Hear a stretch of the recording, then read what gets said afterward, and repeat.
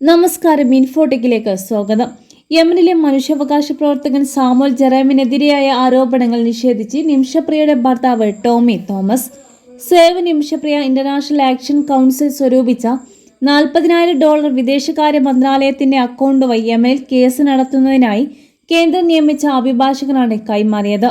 ആ തുക സാമുൽ ജെറേം ദുരുപയോഗം ചെയ്തെന്ന ആരോപണം തെറ്റാണെന്ന് ടോമി പ്രതികരിച്ചു. കൂടാതെ നിമിഷപ്രിയയുടെ അമ്മ പ്രേമകുമാരി യമനിൽ വീട്ടുതടങ്കലിലാണെന്ന ആരോപണം ടോമി തോമസ് നിഷേധിച്ചു. പ്രേമകുമാരിയുമായി സംസാരിച്ചിരുന്നു. അവർ ആരുടെയെങ്കിലും കസ്റ്റഡിയിലോ വീട്ടുതടങ്കലിലോ ഒന്നുമല്ല. ഇത്തരത്തിലുള്ള ആരോപണങ്ങൾ അടിസ്ഥാനരഹിതമാണ്. തന്റെ അറിവോടും സമ്മതത്തോടും കൂടി സാമുലിന്റെ സംരക്ഷണത്തിലാണ് പ്രേമകുമാരിയെന്നും അദ്ദേഹം വ്യക്തമാക്കി. 2017 യമൻ പൗരനായ തലാൽ അബ്ദുൽ മഹദിയെ കൊലപ്പെടുത്തിയ കേസിലാണ് നിമിഷപ്രിയയ്ക്ക് വിചാരണ കോടതി വധശിക്ഷ വിധിച്ചത്. വിധി നടപ്പാവാൻ മണിക്കൂറുകൾ മാത്രം ബാക്കി നിൽക്കെയാണ് വധശിക്ഷ നീട്ടിവെച്ചത്. നിമിഷപ്രിയയെ രക്ഷിക്കാനുള്ള ഏകമാർഗം ദലാലിന്റെ കുടുംബത്തിന് ദയാധനം നൽകുക എന്നതാണ്.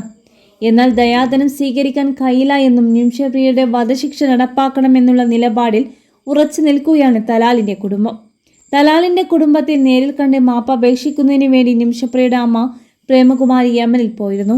തലാലിന്റെ കുടുംബമായും ഗോത്രത്തിന്റെ തലവന്മാരുമായും ചർച്ചകൾ നടത്തിയെങ്കിലും ഫലമുണ്ടായില്ല എന്നാണ് പുറത്തുവരുന്ന വിവരങ്ങൾ.